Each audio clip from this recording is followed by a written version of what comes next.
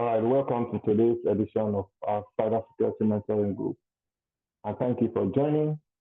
Cybersecurity Mentoring Group is a place where we share, we learn, we connect, and we try to encourage professionals in the field,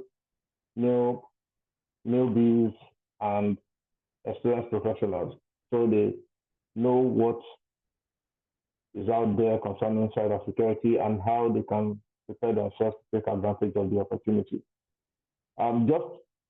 Before we welcome our speaker, we usually go through some house cleaning. We have opportunity for people who would like to volunteer. So we have cyber researchers. These are individuals that may from time to time want to take up some topic and present. Through that means they deepen their knowledge in the field and also they learn some presentation skills. We have cyber scribers. Cyber scribers are people who would like to have help document the conversation of the day, summarize what was discussed. If you were in the last session, you probably would have seen that we uploaded the session of Iyke with some summary. I did that. We're looking for someone who would like to listen and then help document that conversation. Then the last thing is that we have cyber security skills, competencies, and certifications. We had the first publication last year. We're trying to make another one, the second edition. There are volunteers that are spending their time collecting jobs out there. And if you think you would like to join us, please reach out to me and I would like to have you join the team. Right, on the right-hand side, you see that we've had this session in the past few months. We've welcomed professionals, leaders who have spent time with us to share their experience. And you can watch those sessions on YouTube, on the channel YouTube Actually My Career. And you can follow if you would like to get notification for future events and also share with your network. We hold this session twice monthly and Saturdays. Usually we hold it on 7 p.m. But today we're having it 6 p.m. because of our speaker who has another engagement at 7 p.m. So we want to just make sure that we maximize the opportunity and we allow him to prepare for his next session. Right, we usually try to recap from the last session in case you were not available and you haven't seen the video. So we had Iyke last time, and Iyke took us through recovering from cyber attacks, mitigating another. Beautiful profile and very, very rich experience. Iyke began a career at MTN on service desk. She gave insight into different business areas, but she wanted to do more. And thankfully, she spoke to someone who advised her to go join a local IT GRC consultancy firm, which is Digital Jewel, where she then moved to. And Iyke, right from there, she moved into she spent about 8 years, I think, in that role. And currently, she's in one of the big four as a director, a leader in cybersecurity. She also shared with us that cybersecurity professionals need to understand cyber attacks, which include threats like poor cyber hygiene, terrorism, and espionage. Key skills involving managing incident response plan, effective communication during incidents, and coordination with forensic teams. Additionally, professionals must ensure organizations are prepared with up-to-date incident response plan. So it is one thing to have incident response plan, it's another thing to make sure that that incident response plan is useful when there are issues. And he also explained that it is not only the cyber guys that have responsibility in cyber security or during incidents. Even the employee, the front office employees have their own responsibility up to the top management. We closed by trying to get how professionals in the field can learn, and she advised that continuous learning is important in the field.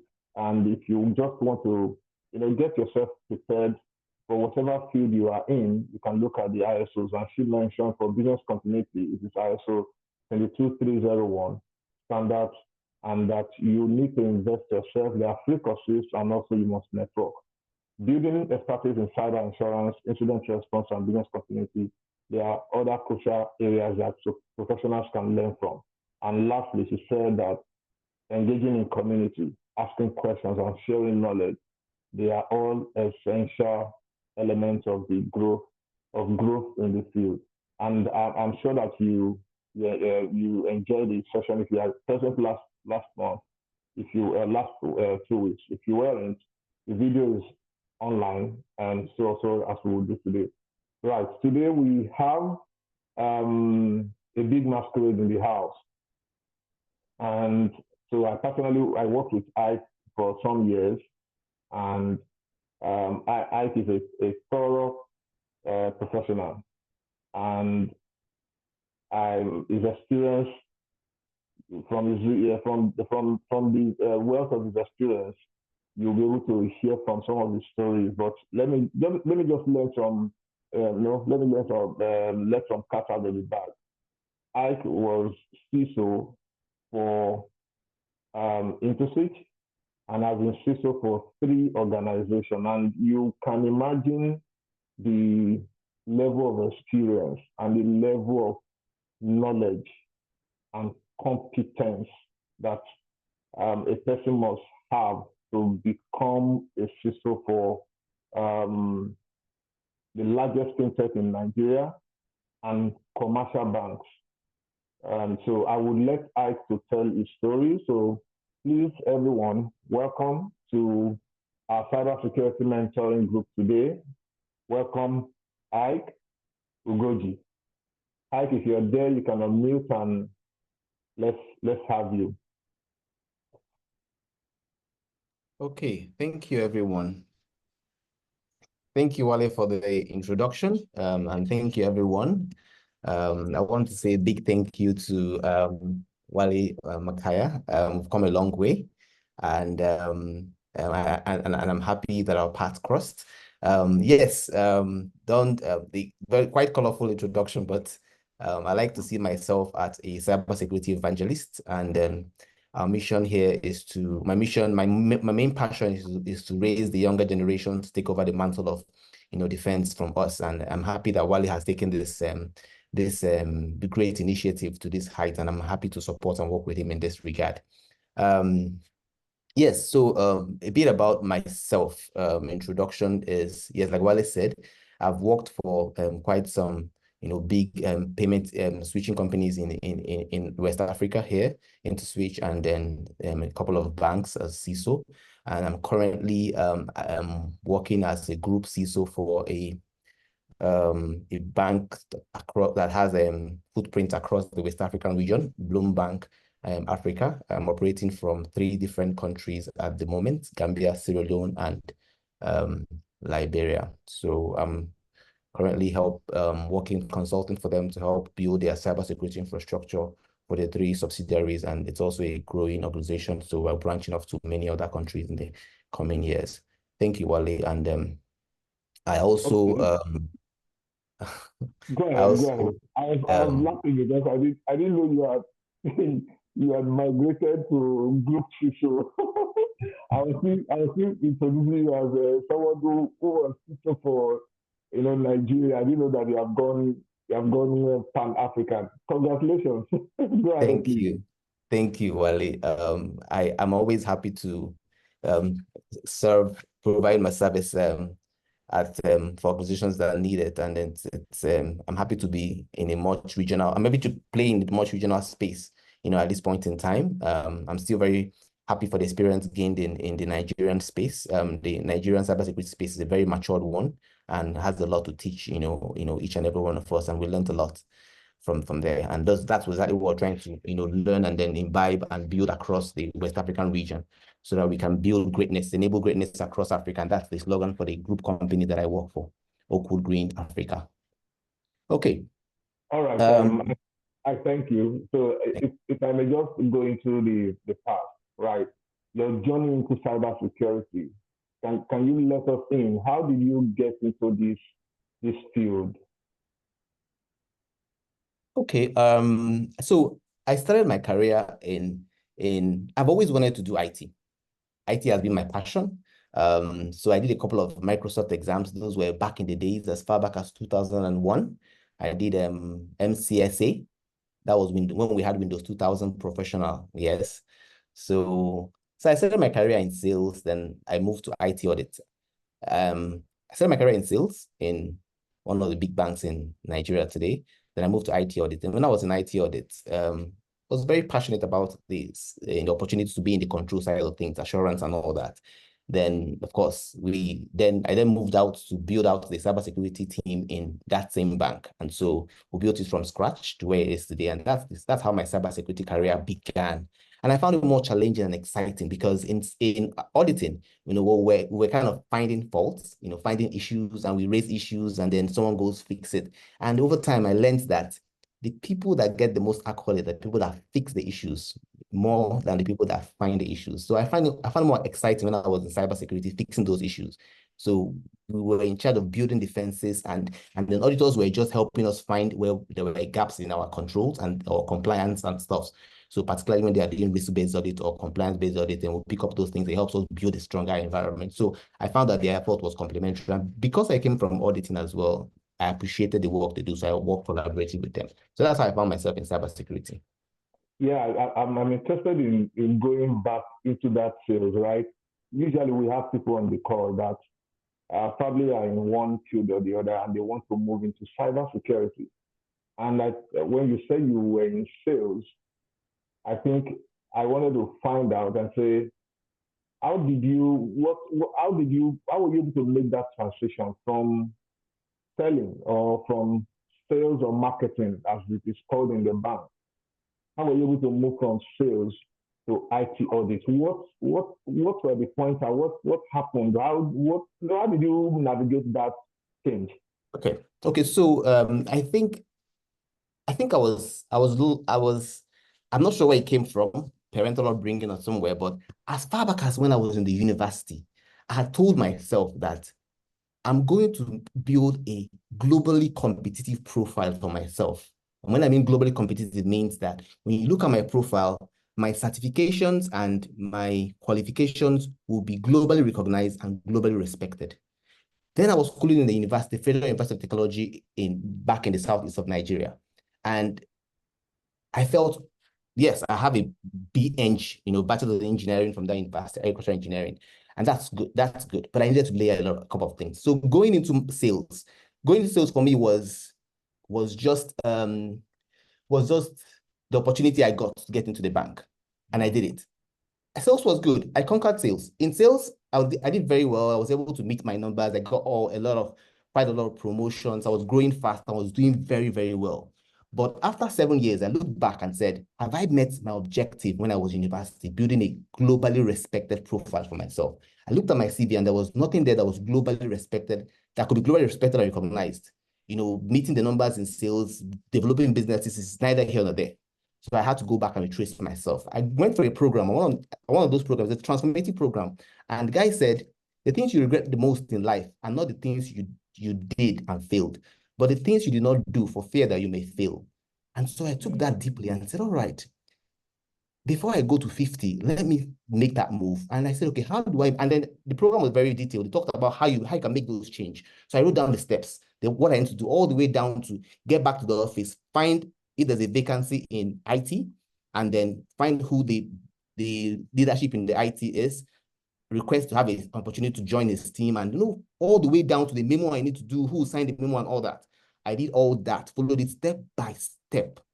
And luckily for me, each step was panning out. A few challenges here and there, but I stayed focused until I had it done. So luckily for me, the only space I could find close to IT was IT audit. So the guy said, oh, you don't have any, but I said, look, I don't have any background I don't have any experience, but I have leadership experience. I lead teams in sales, so I can help you lead your team, but I'll get all the certifications you need. Just give me the one you need. I'll get in 6 months. And he said, okay, go and get CISA in 6 months. Then I know you're serious. I said, okay, fine. He gave me an opportunity. I stepped in. In 5 months, I got my CISA. That's the Certified Information System Auditor exam. one of the highly respected certifications for IT, information systems auditing. I got in 6 months. Thereafter, when we formed the cybersecurity team, I now got the CISSP. That's my second certification. And the rest of it, I kept on, putting one certification on other. Every 2 years or 1 year, I just put one certification on other, just to build that globally competitive profile. And then looking back, honestly, it was just a dream I had. Looking back today, when I look at my profile, I mean, I think we're getting there.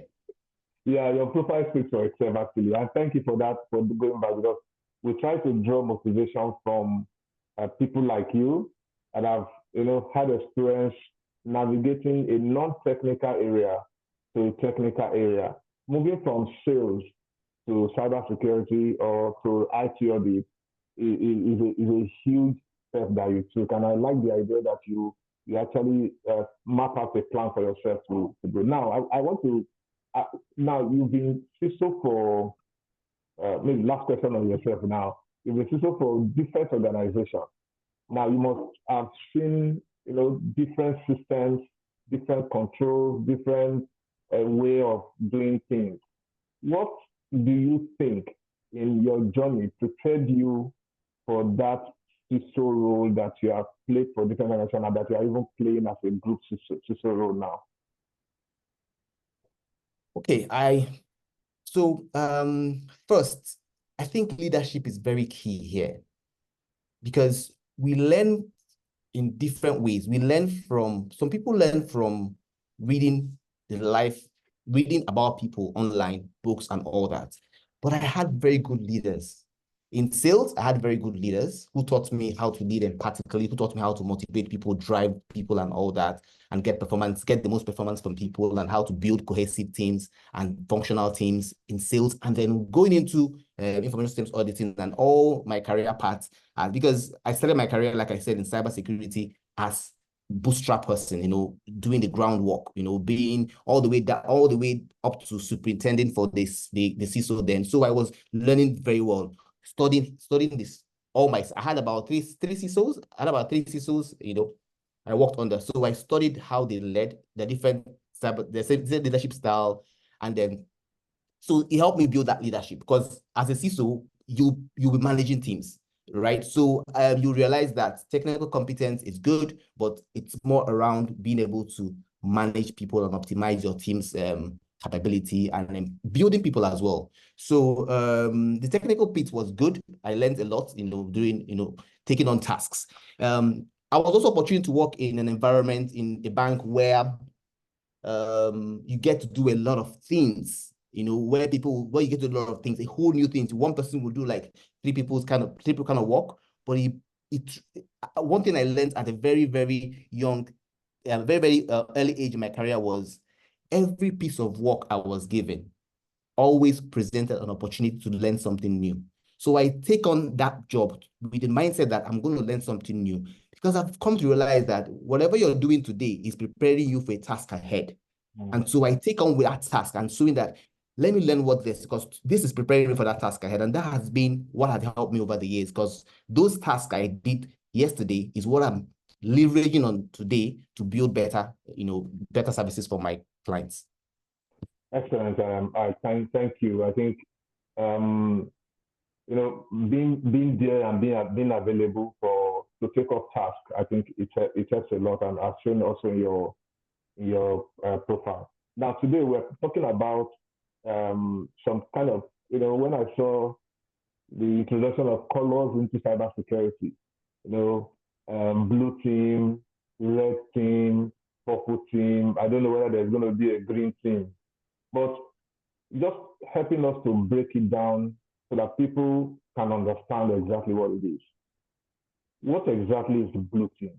What is red team? What is purple team? And are there other colors that are coming up? Okay.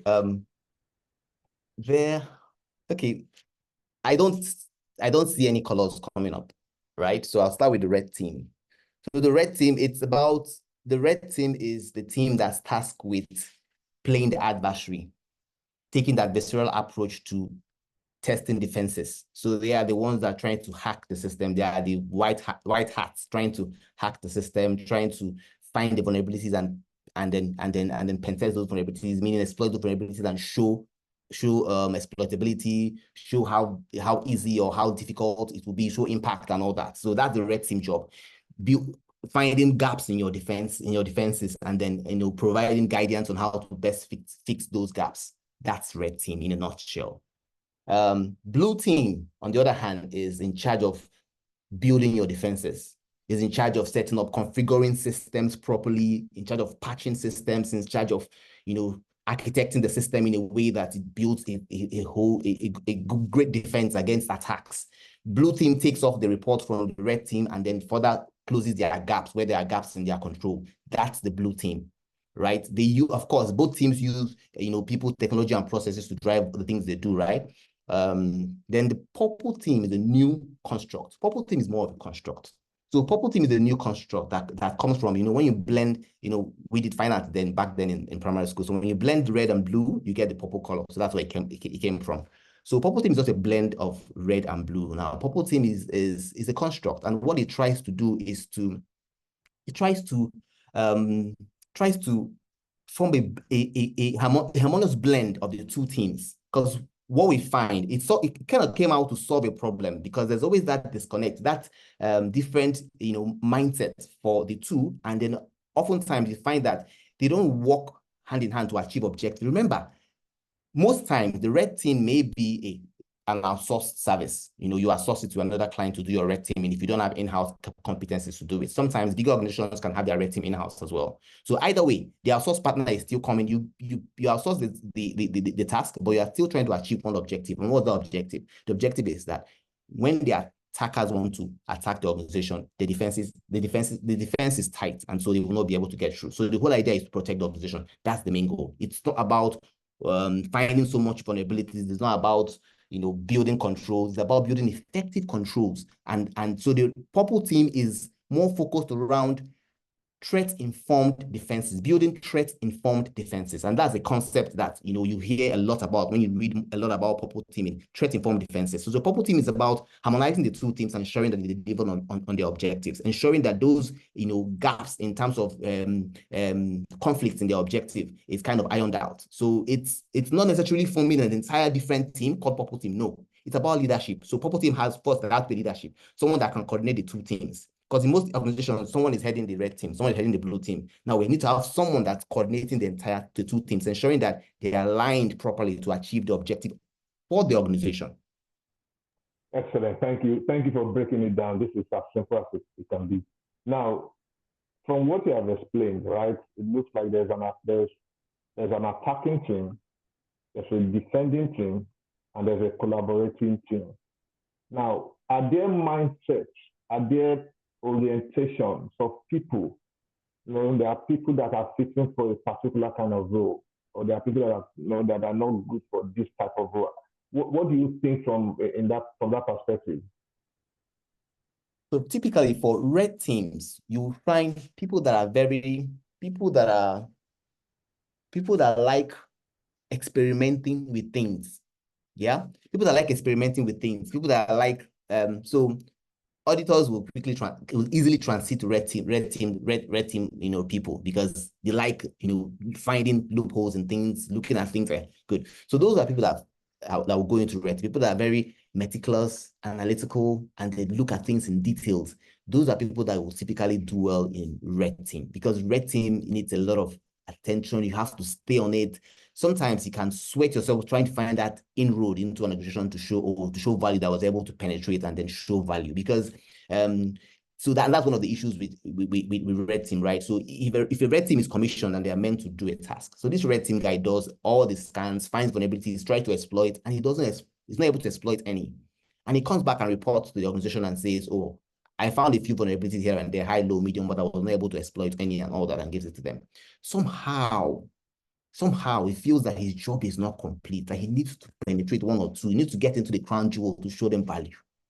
Now, here's the thing about red team. If red team finds 20 vulnerabilities, and this is what purple team tried to address here, if the red team finds 20 vulnerabilities, they will only exploit they try to exploit the first one. If there are secondary defenses or what I call layer defenses that are stopping them, they will go to the second one, the third one. Maybe the third one they're successful, they're able to get into the crunch hole. They most times stop at that. In some cases, they'll do it another one again and show you 2 inroads into your environment to show, okay, these 2 vulnerabilities I was able to use to get to this crunch hole, so you need to fix it. Then the rest of them, they'll publish them as vulnerabilities that they need to pay attention to. That's high, medium, low. That's where the red team stops most times because it's manual, right? And then the blue team, in fixing those vulnerabilities, will focus on those ones that were exploited by the red team and try to prioritize them and fix them. And then maybe they prioritize the rest of them that they were not pen tested, right? And this is part of why, part of what the purple team tends to address. So I didn't mention earlier, the purple team also involves automation of simulations, attack simulations, and that's where tools, remember it's about people, technology, and processes. That's where tools like BAS, breach attack simulation, comes in. So the BAS helps you, for the purple team guys, to automate the process of that pen testing. So rather than having a pen test team that comes to do once a year or twice a year, depending on your level of risk tolerance and all that, with the BAS solution, that's a breach attack solution, right? You can then automate this pen testing almost every week, every month. So you are seeing where your gaps are, you're prioritizing, because the BAS tool will actually do the vulnerability assessment and then try and pen test the entire 20 things it finds, unlike the human. So you can then see which ones are penetratable and which ones you can then prioritize among the entire 20. That's where the difference is. So the frequency and then also the thoroughness of that testing is what gives the purple team the edge, because now powered by technology, which is the BAS technology, and a couple of more things are involved in the purple team. Thank you. Then for the blue team, it requires someone that is the blue team. You have to there's a lot of work in the blue team. So if you ask me between the red team and the blue team is for people that really know how to have grit, that can stay on something and ensure that they build it, they get it right. So the blue team has a lot more work to do. Their work is a whole lot more. So it requires someone that has one staying power, someone that, because you see a bit of repetitiveness in blue team. Yes. The red team guys does their stuff once a year, twice a year, and it's exciting. They go move on to the next thing. But blue team has a bit of repetitiveness. You're patching almost every time. Imagine you're patching every month, 12 months in a year. You come back, you do the reconfiguration, repeated stuff. But in those repeated stuff, you actually, I think the blue team is, for me, whenever I'm talking to my people, I will always tell them the more excitement is in the blue team. All right. Now, I just want to also ask about the preparation towards becoming a blue team member, a red team member, or a purple team member. Are there specific maybe certifications, training, or experience that you think that if you want to be in the red team, these are the things you should, certifications that can easily prepare you for the red team? Or if you want to be in the blue team, are there specific certifications like that, even though they are not called red team certifications? Yeah. So for red team, you would need CEH is one of the very popular certifications for ethical hacking and red teaming. So you need CEH. Again, that's one of the gold standard in that area.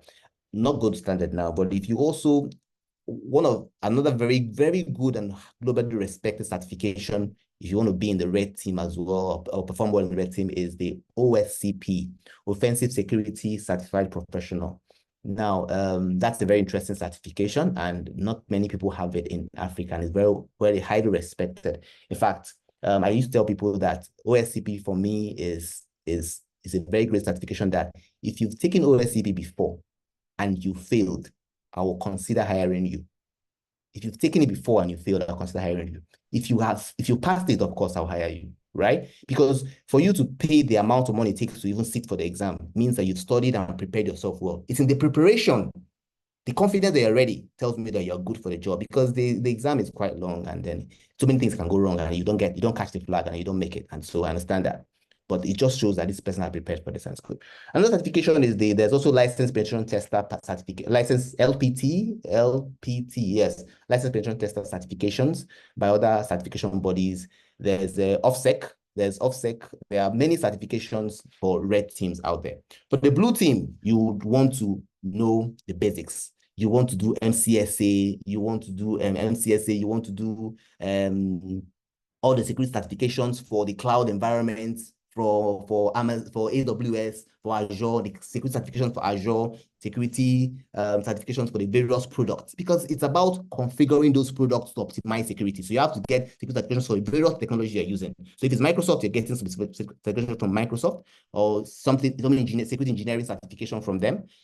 Different products, for the firewall devices and using the technology you're using. It could be Palo, it could be Cisco, it could be Checkpoint, it could be Fortinet.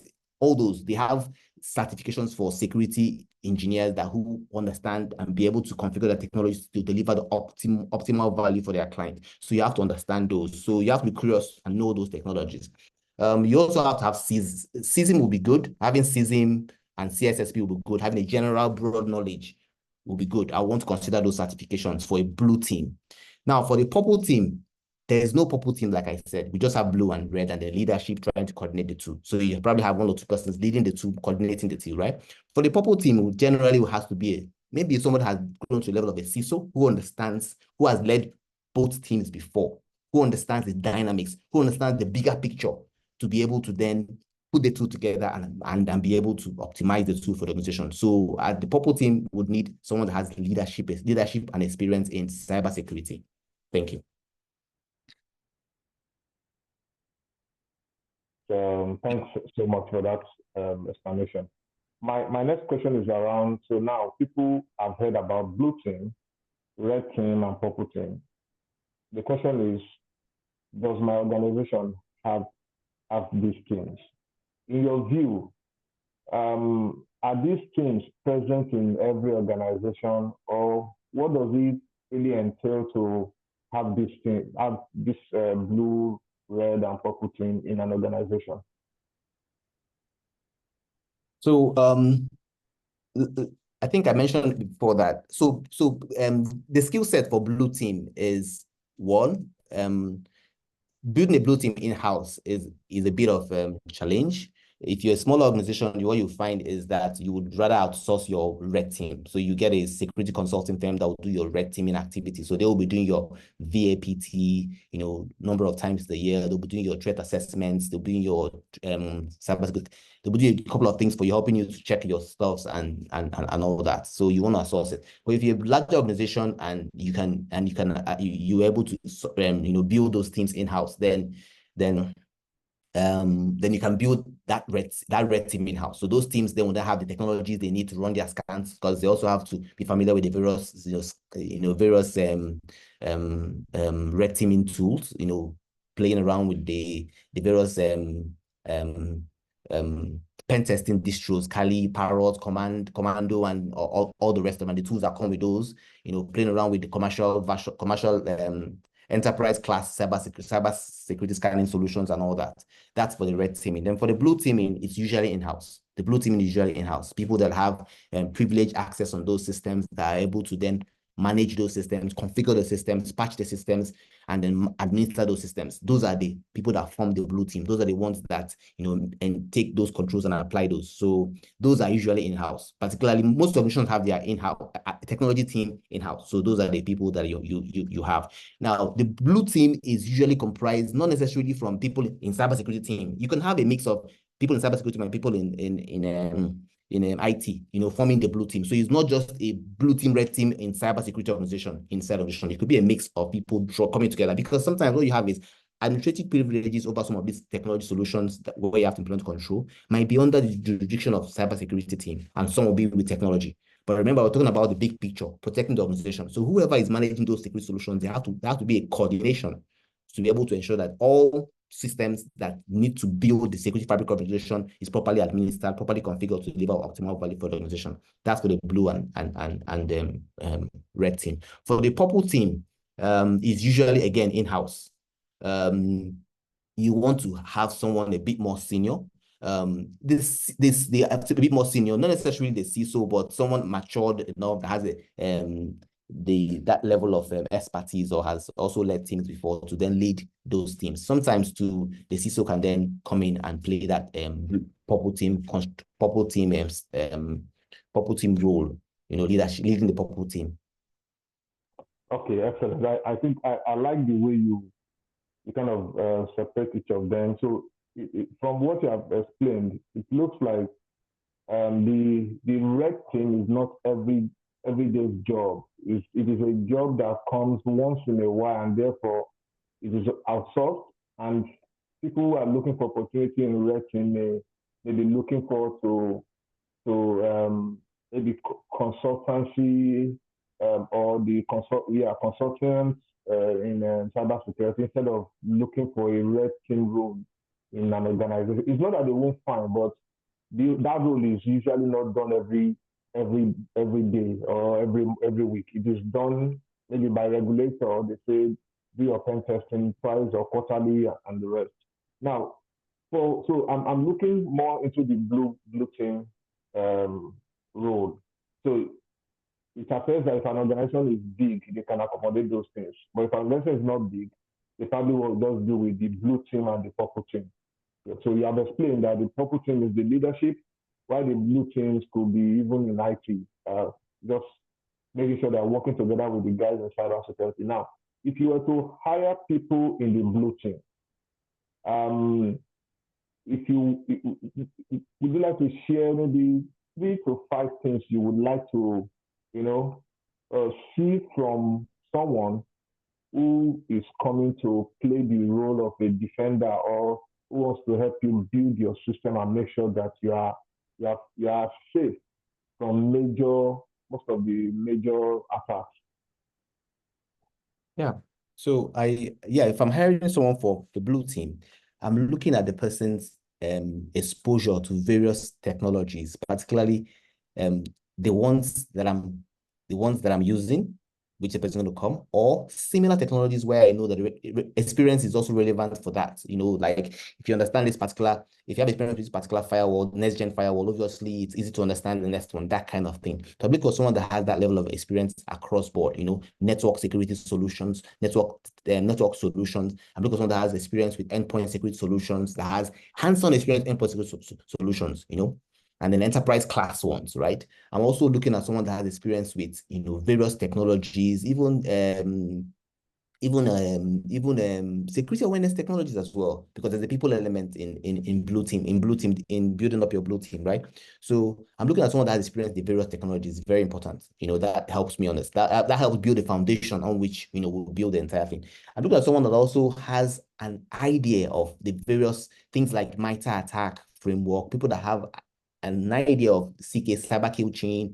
People have a big idea about red teaming.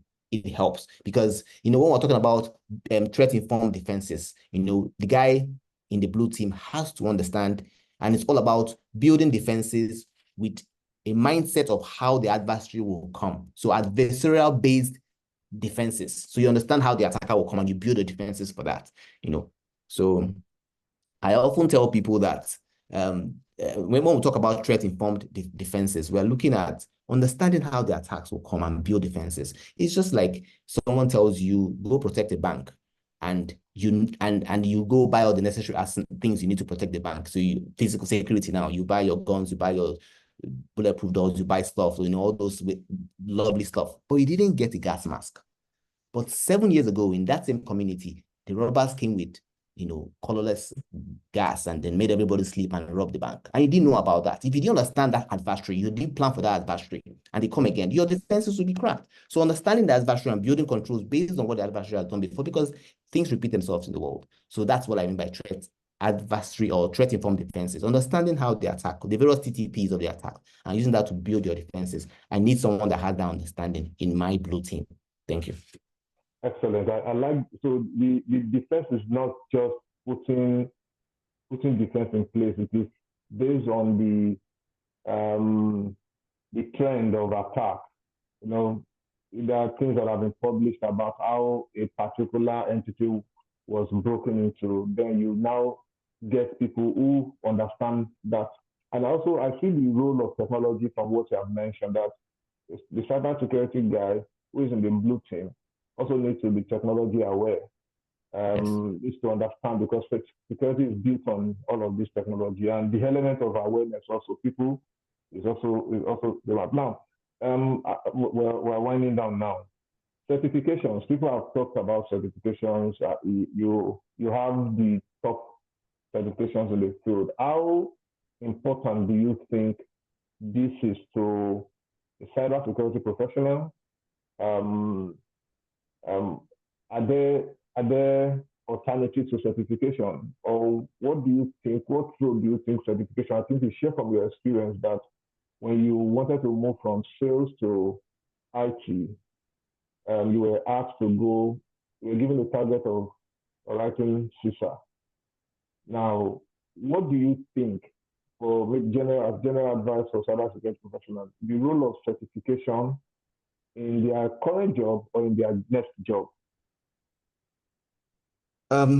So if you want to play in the global space, you need certifications to validate your skills, and you need globally recognized and respected certifications.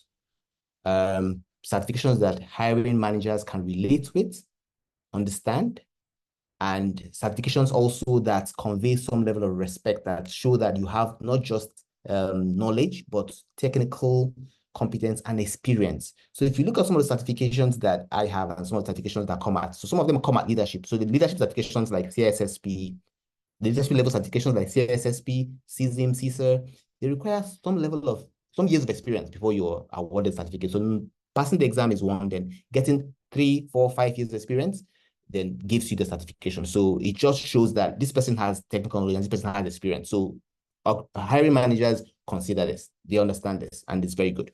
Certifications like the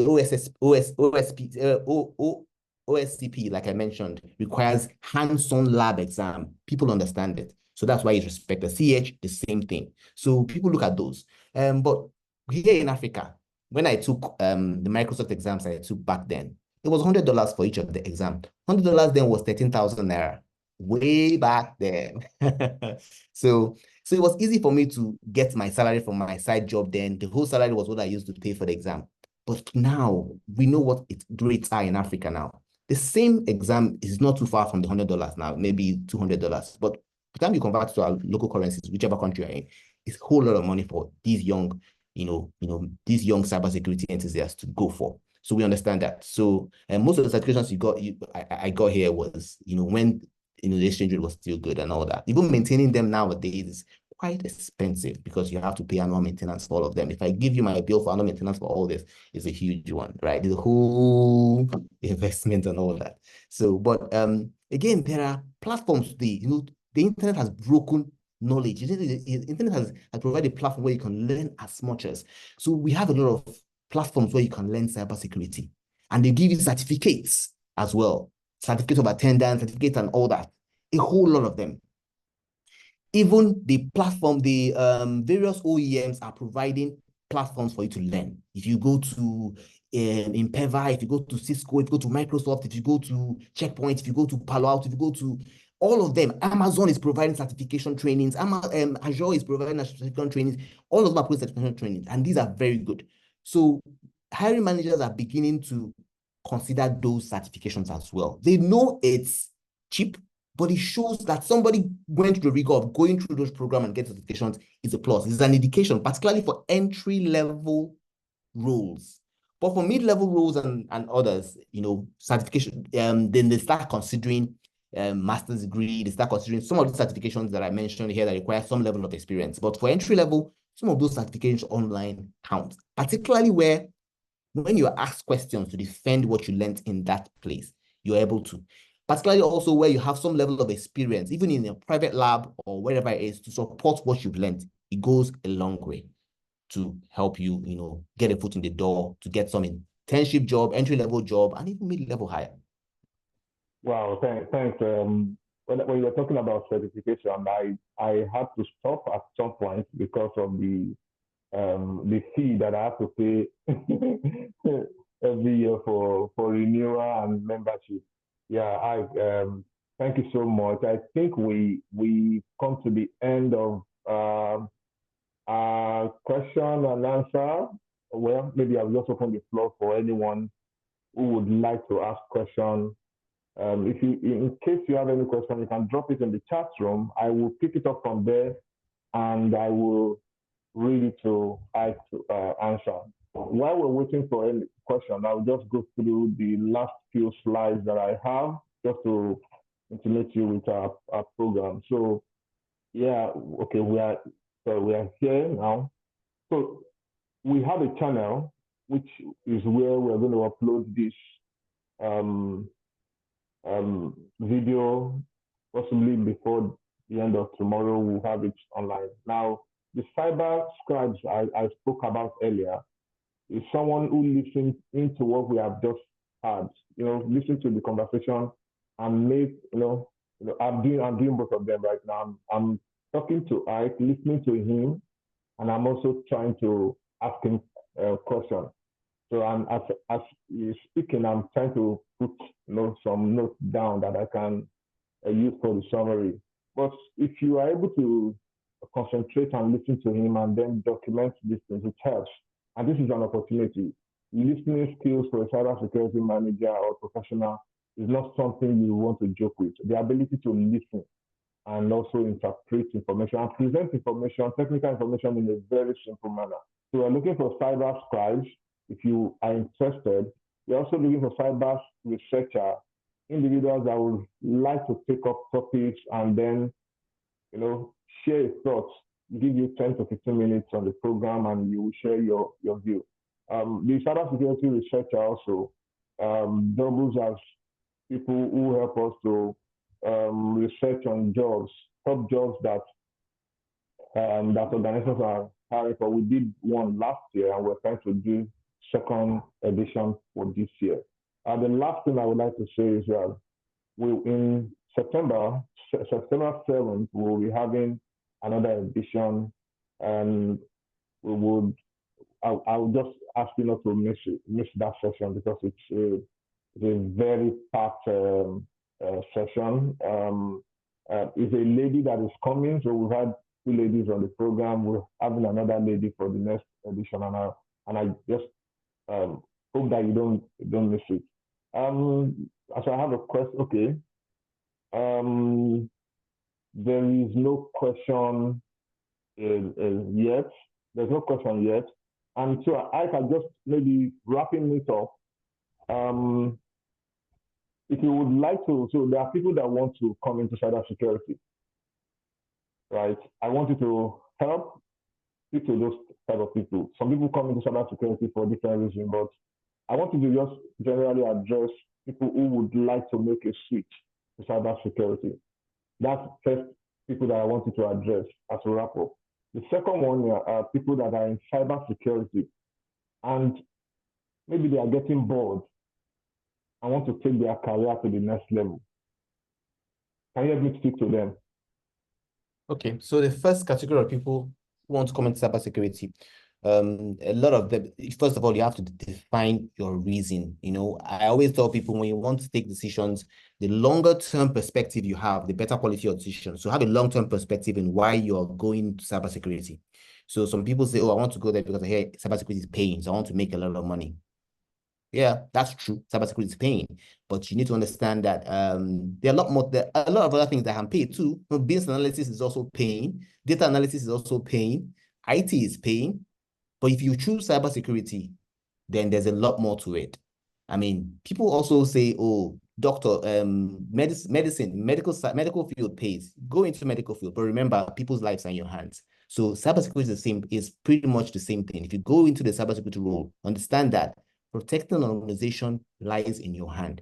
They are being hired because of the value you bring, because nobody else, people pay you for what they can't do, right? So you're being hired because you are an expert in defending that organization. So you need to understand how to do that, deliver on that task, right? The day of reckoning comes for most of us when your organization is hacked. Then you now go back and say, oh, what did you miss? And how you respond is also very important, right? So it's a very serious job. So when you want to go into cybersecurity, understand that it's not a walk in the park. It's not just a matter of finish one particular certification, get a job when you're a cybersecurity expert. No, it's a continuous learning process. And I say it involves transformation of your mind, transforming your mind to start thinking like an adversary, to be able to build better defenses and deliver services to your clients. So it's a transformational journey. You have to get into it and start transforming your mind with every content. So you fill your mind with a lot of things, and the more you know, the more prepared you are, and the more value you deliver. So that's what I'd say for people that are going to this field. Have a mindset that, yes, this career path pays. It does pay, but it entails continuous learning process. As far as, I still learn a lot. I no longer go for certifications. I go more about deepening my skills, learning and know, because there's so much innovative technologies coming out. So I'm trying to learn as much as possible to be able to deliver value. I don't need validation anymore. I just need to be able to deliver value. Okay. And that's for people that want to go into the field. Now, for people that are tired in the field and they just want motivation, honestly, I'm surprised. Unless they are getting bogged down by the work, enormity of the work, or they've been, they've experienced a couple of breaches and they are being overwhelmed by it, right? But it's an exciting field. It's a field where there's a lot of action, a lot of challenge, a lot of learning opportunities. And then, of course, there's a lot of self-fulfillment, knowing that I'm delivering real value for the organization. And this is not just about cyber attacks. No, there's also the compliance bit, the compliance bit, where you help organization meet, regulatory and contractual requirements to enable them, go into different areas of business, go into different partnerships and deliver more, from their business perspective. So cybersecurity is if you're losing steam, then all you need to do is go back and ask yourself, why did I go into this field? And has those dynamics, has those things changed? What has changed when I made that decision? And then retrace yourself, retrace your step. You see, in cybersecurity, what I tell people is, as you grow older, you realize that the best thing what you want to aspire is to be able to do what you love, while being paid for doing that. And cybersecurity is an exciting career path that if you get into it, you love the challenge, the thrill of, delivering value, protecting the organization from, because there's always constant action and you're delivering the value and you love doing this. Thank you. Thank you. I before you go, I know you have a session in the next few minutes. Before you go, just maybe 1 minute. Someone is asking, is interested in red team, but he has gotten opportunity with a compliance role or in a compliance role. What do you advise him to do? Just briefly, in less than 1 minute. Sorry, repeat the question again, please. The person is interested in red team, but yes, has gotten opportunity in a compliance function or compliance role. Okay. So what would you advise him to do? If that's the only opportunity he has, is a foot in the door. Compliance teams are still in that same space with the red teamers. Compliance teams are still in that same space with the auditors, right? Yes, compliance team may not have access to some of the technical tools, the technologies that the red teamers will use, but it's all about showing the blue team where they need to improve. But however, compliance looks more around from the compliance point of view and less about risk-based, right? So what I would recommend is, while you're in that compliance team, obviously there will be a red team in the organization, or maybe it's outsourced. Try as much as possible to collaborate with them. Try as much as possible to work with them, to extend the level of your compliance assessment to technical bits. So that way you have access to some of the technologies you're using, you expand your knowledge in that area, you expand your experience in that area. That will count when you're building your profile, your CV. Yeah, but it's a foot in the door, it's a good one. IT compliance, I suppose. Yeah, thank you. Thank you, Iyke, and appreciate your time for coming. And I want to wish you well in your role as you continue to build people across Africa. Thank you. Thank you very much, Walid. Thank you for having me, and thank you very much, everyone.